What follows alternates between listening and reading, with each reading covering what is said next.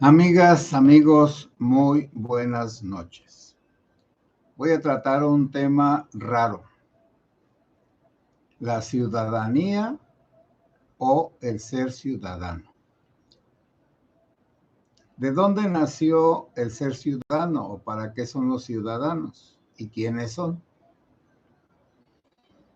En los pueblos que quieren ser libres, que quieren gobernarse por sí mismos y que no quieren que los domine nadie, se inventó el ser ciudadano. Lo inventaron los griegos, como todas las cosas que pensamos y usamos. El pueblo griego tuvo la dicha de ser un pueblo racional y la dicha de no tener una casta sacerdotal. Y luego me van a decir, padre, ¿pero por qué? Bueno, les voy a decir por qué. Y la dicha de no tener un escrito revelado. Y más bien pensaron darse leyes racionales. ¿Y qué quiere decir darse leyes racionales? Pues que pensaron la mejor forma de gobierno. Siempre ha habido la monarquía o la tiranía o el mandato de un solo hombre. De hecho, Roma, desde el año 750 a.C., bueno, 51 por ahí, desde su fundación tuvo reyes hasta que un rey cometió una ofensa muy grave a una mujer, la violó, y entonces los familiares y todos los que estaban, bueno, que se sentían agraviados, fueron y asesinaron a Tarquino el Soberbio. Bueno, ya su mismo nombre, Tarquino el Soberbio, y entonces dijeron, el gobierno de un solo hombre no funciona. Y en Grecia siempre hubo sabios, personas que tenían resuelto su problema económico, sea por herencia o porque hubieran trabajado bastante y hubieran juntado una fortunita, y además sabían leer perfectamente, y entonces los libros que les ayudaban a formarse a todos, tenían escuelas, fueron la Ilíada y la Odisea de Homero. Que en la Ilíada se trata de la guerra contra una ciudad que ahorita no me acuerdo. Troya, la ciudad de Troya. Ahí está implicada pues también la mujer aquella más hermosa y su esposo Agamenón, y etcétera. Entonces, en esa guerra de Troya hay héroes. Ustedes pueden ver pues la película Troya con Brad Pitt. Y ahí está escenificado o representado el ideal del ciudadano, la libertad. Cuando el rey Agamenón manda que se presente ante él Aquiles y le ordena que se pelee contra un enemigo de él, bueno, es que había varias formas de pelear las guerras y creo que eran muy inteligentes. Fue lo mismo que pasó con Goliat y David. Cuando hacían una guerra y no querían matarse todos, entonces elegía cada ejército a su héroe, a su valedor, a su campeón, y se peleaban los dos, y el que perdía, el pueblo y el rey y los soldados se sometían al nuevo rey, pero ya sin violencia, y también el rey sin matar a nadie, el que quedaba. Entonces, eso de que haya un defensor y que haya una pelea individual, pues facilitaba el que no hubiera saqueos, ni quemas de ciudades, ni injusticias. Simplemente el despojo de dignidades y el despojo de propiedades. Los griegos admiraban el heroísmo. El heroísmo es sacar una persona de sí, algo que lo pone sobre los demás. Entonces, cuando Agamenón manda decirle a Aquiles que se presente para que se pelee con uno de los enemigos, porque Aquiles nunca perdía, porque recuerden ustedes que su madre lo bañó en la sangre del dragón y que solamente le quedó una hojita pegada en el talón, y el único lugar débil de Aquiles era el talón de Aquiles, precisamente, que luego pues lo matan porque accidentalmente le meten una flecha en el talón cuando ya habían tomado Troya. Pero lo que se trata es de que los griegos aspiraban a la grandeza y al heroísmo. Y vamos a decir, la cualidad más importante era la valentía. Y lo peor era la cobardía. Y cuando el rey le reclama y le dice, ¿y por qué no quieres obedecerme? Porque yo no te debo nada a ti. Pero ¿cómo si soy el rey de todos? Aunque lo seas, yo no voy a pelear por ti. Entonces fue uno de los primeros que rompieron el autoritarismo de los reyes que está allí en la Ilíada y en la Odisea. Bueno, en la Ilíada sobre todo. Esa forma de pensar y de ser en los niños se refleja también en un niño que estaba ahí en la tienda donde se estaba refusilando Aquiles con una doncella. Y le pregunta a Aquiles, ¿tú irías a pelear? Dijo, yo no. Bueno, está bien, pues. Eres una basura humana. Quédate entre el montón porque tú no vas a destacar. Y luego también la madre de Aquiles, una diosa, le dice, mira, puedes escoger tu destino. Ser famoso y morir joven, o morirte viejo y no ser famoso, ser desconocido como el niño aquel cobarde. Dijo, no, pues prefiero morir joven y ser famoso a morirme viejo y no ser famoso. Entonces, el héroe buscaba la fama inmortal. Por eso estamos hablando de Aquiles y no del niño, ni de otros, solo los que estuvieron en derredor de Aquiles, porque estaban en derredor de él, del héroe. Bueno, entonces los griegos tenían como fundamento de su cultura el heroísmo, el ir más allá de lo normal. Y eso mismo lo aplicaron al gobierno cuando quisieron, después de que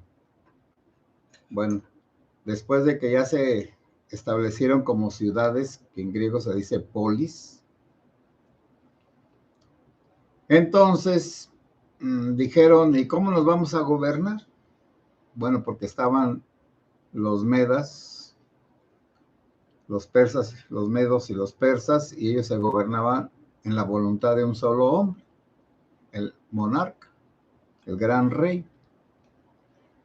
Pero todos no tenían una fuerza interior, todo era andar en bola.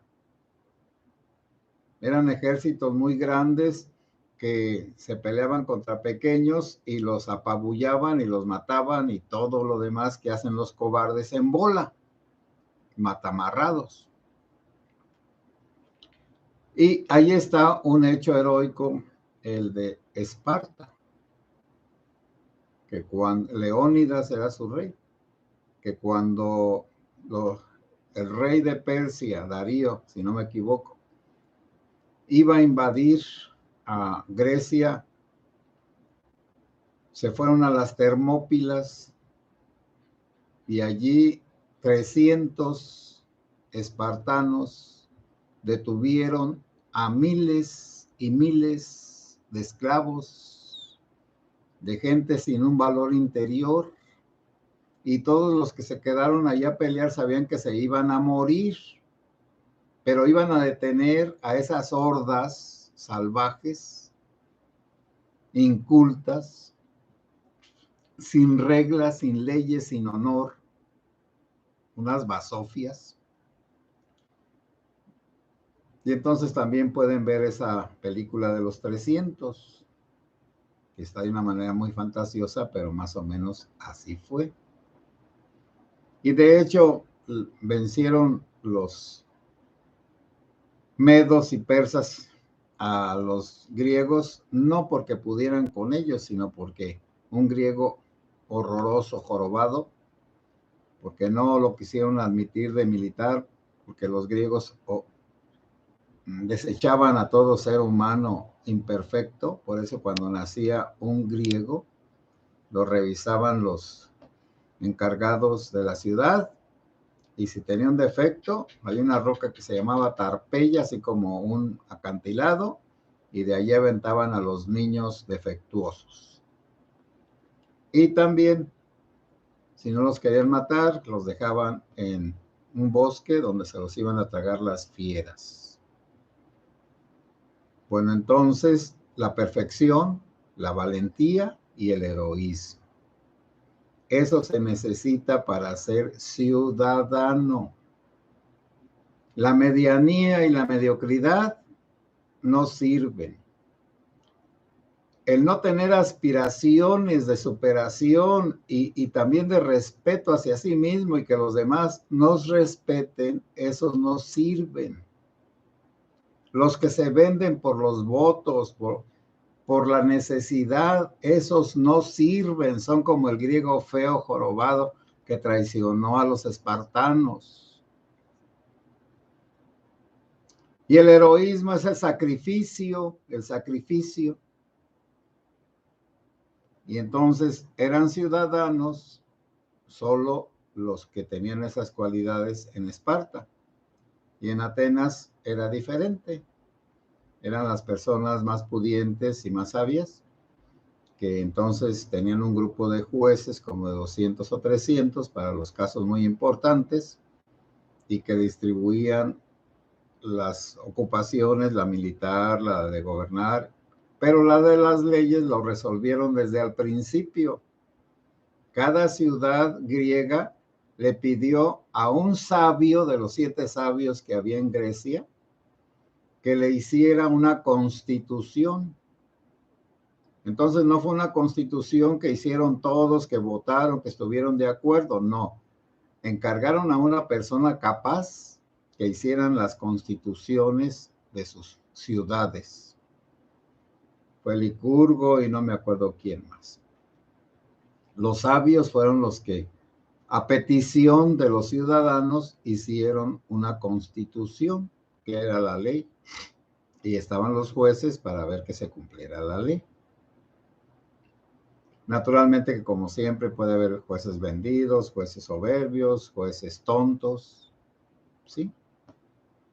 Entonces un ciudadano es el que se sentía responsable del gobierno y además tenía que formar parte de la asamblea cuando le tocara, al estilo de lo que pasa en algunos pueblos indígenas todavía, las mayordomías y otras cosas.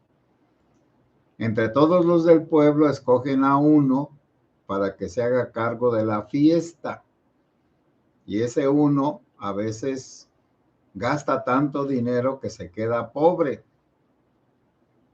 Y también en algunos lugares los indígenas ponen personas encargadas de la iglesia, de ayudarle al cura, de vigilar como policías comunitarios, y a esos no les pagan nada.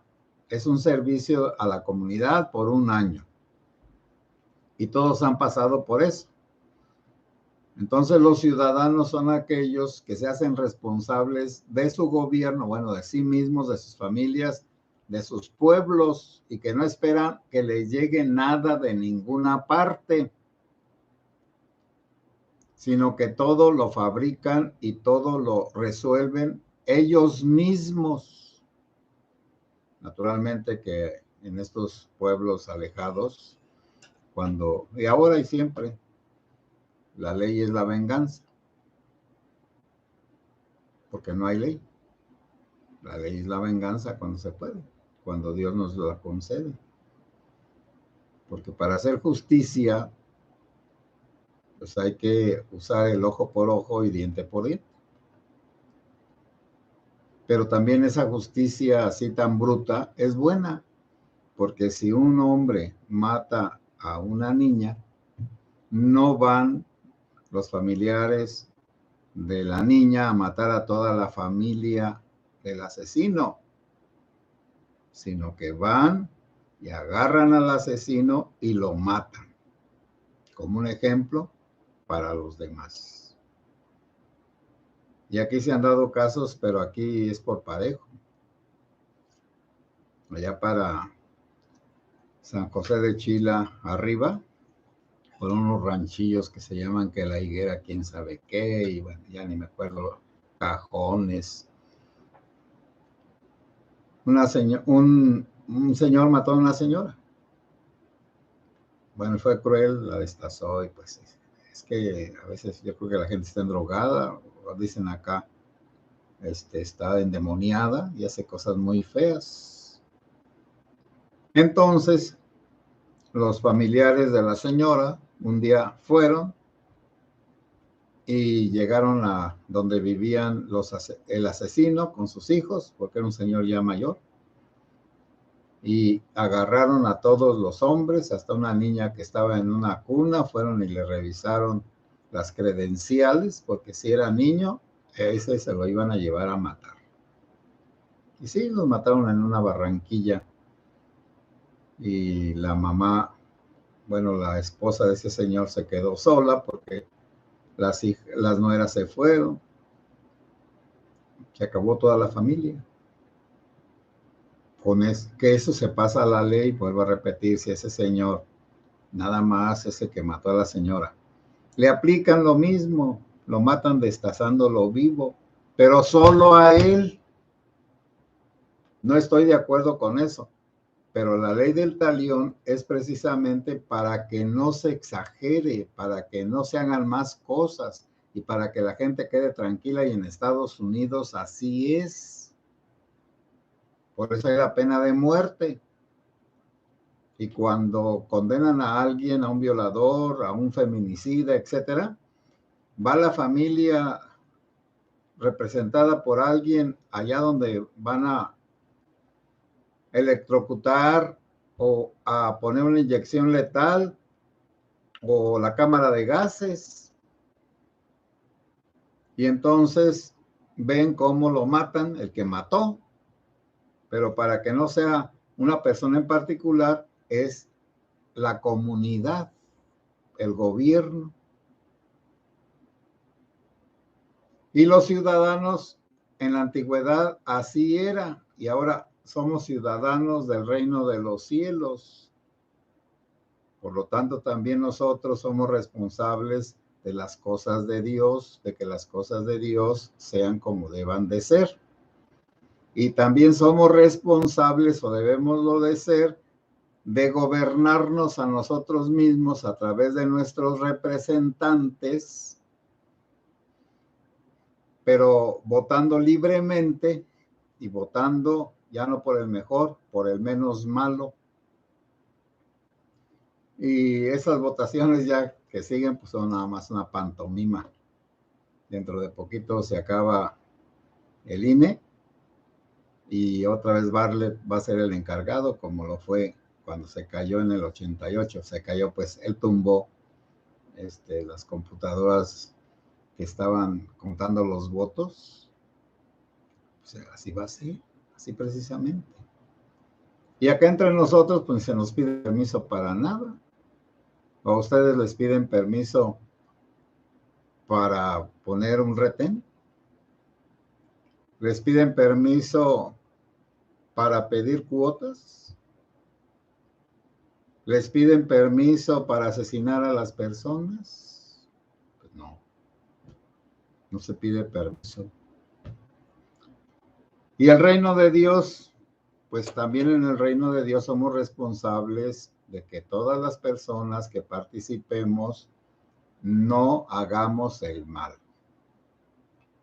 Esa es la responsabilidad.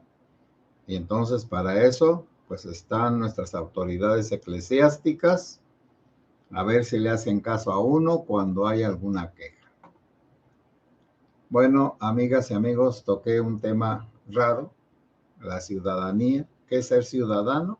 Ser responsable del gobierno del pueblo donde uno vive, y luego a nivel estatal o municipal, y luego a nivel nación, a nivel país. Bueno, entonces nada más pues como dice, pues, que así está establecido, y eso creo que se va a acabar pronto. Pero no importa, yo creo que va a seguir todo igual. Bueno, hermanas y hermanos, voy a saludar a los que están dejando mensajes. Raúl Ocampo Pérez. Aunque no le mande mensaje, veo sus platiquitas, como usted dice, por la mañana. Sí, por eso se ponen en el canal. Gracias. Guillermo Castro, saludos, Padre, Dios lo bendiga siempre y lo guarde con bien. Muchas gracias, y la Santísima Virgen María nos proteja a todos. Alex Eli, saludos, grupo. Buen tema, Padre. Bueno, muchas gracias. Kiko, saludos, Padre, y a sus seguidores. Sí, a mis seguidores virtuales, porque ya sabes que más vale un seguidor físico que 1,000,000 de seguidores virtuales. Pero bueno, la oración de ustedes, esa es la que vale. Buenas noches y que Dios los bendiga.